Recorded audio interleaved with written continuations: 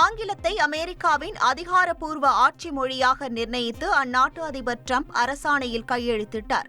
அமெரிக்காவில் 350க்கும் மேற்பட்ட மொழிகள் பேசப்பட்டு வந்தாலும் வெள்ளை மாளிகை ஆவணங்களில் ஆங்கிலம் மட்டுமே இடம்பெற்றுள்ளது. இந்த நிலையில் அமெரிக்காவின் அதிகாரப்பூர்வ மொழியாக ஆங்கிலத்தை அறிவிக்கும் கோப்பில் அதிபர் டிரம்ப் கையெழுத்திட்டார்.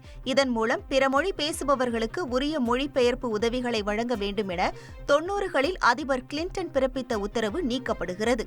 மலேசியாவின் சபா மாநிலத்தில் உள்ள கிராம பகுதியில் வீடுகள் தீப்பிடித்து எரியும் பதைப்பதைக்க வைக்கும் காட்சிகள் வெளியாகியுள்ளன. தீ விபத்தில் வீடுகள் அழிக்கப்பட்ட நிலையில் நூற்றுக்கணக்கானோர் கடுமையாக பாதிக்கப்பட்டுள்ளனர். தீயணைப்பு வீரர்கள் போராடி தீயை கட்டுக்குள் கொண்டு வந்தனர். நல்வாய்ப்பாக தீ விபத்தில் உயிர் சேதம் ஏதும் ஏற்படவில்லை என்பது குறிப்பிடத்தக்கது.